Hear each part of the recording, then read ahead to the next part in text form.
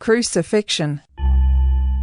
And as they led him away, they seized one Simon of Cyrene, who was coming in from the country, and laid on him the cross to carry it behind Jesus.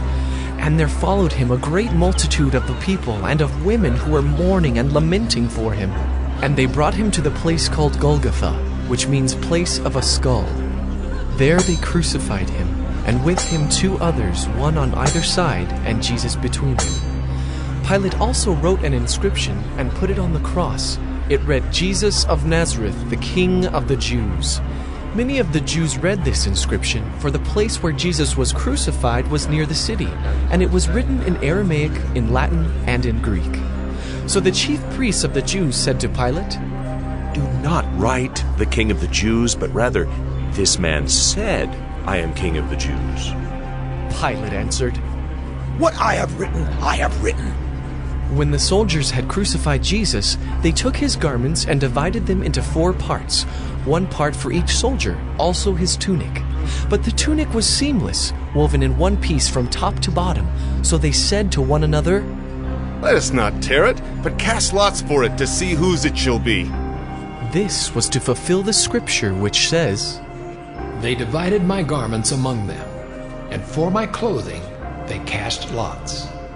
So the soldiers did these things. And those who passed by derided him, wagging their heads and saying, "Aha! You who would destroy the temple and rebuild it in 3 days, save yourself and come down from the cross." So also the chief priests with the scribes and elders mocked him, saying, Well, he saved others. He cannot save himself. Let the Christ, the King of Israel, come down now from the cross, that we may see and believe. He trusts in God. Let God deliver him now if he desires him. For he said, "I am the Son of God."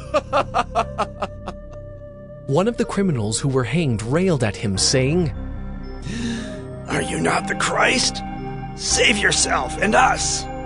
But the other rebuked him, saying, "Do you not fear God, since you are under the same sentence of condemnation? And we, indeed, justly, for we are receiving the due reward of our deeds. But this man has done nothing wrong." And he said, "Jesus, remember me when you come into your kingdom." And he said to him, "Truly, I say to you, today you will be with me in paradise." But standing by the cross of Jesus were his mother and his mother's sister, Mary the wife of Clopas, and Mary Magdalene. When Jesus saw his mother and the disciple whom he loved standing nearby, he said to his mother, "Woman, behold your son." Then he said to the disciple, "Behold your mother." And from that hour the disciple took her to his own home. Now from the 6th hour there was darkness over all the land until the 9th hour. And about the 9th hour Jesus cried out with a loud voice, saying, "Eli, Eli, lama sabachthani." That is, My God, why have you forsaken me?" and some of the bystanders hearing it said, "This man is calling Elijah."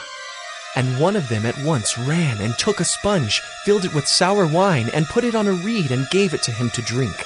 But the other said, "Wait, let us see whether Elijah will come to save him." And Jesus cried out again with a loud voice and yielded up his spirit. And behold, the curtain of the temple was torn in 2 from top to bottom, and the earth shook, and the rocks were split. When the centurion and those who were with him keeping watch over Jesus saw the earthquake and what took place, they were filled with awe and said, Truly, this was the Son of God. There were also many women there looking on from a distance who had followed Jesus from Galilee, ministering to him, among whom were Mary Magdalene and Mary the mother of James and Joseph and the mother of the sons of Zebedee.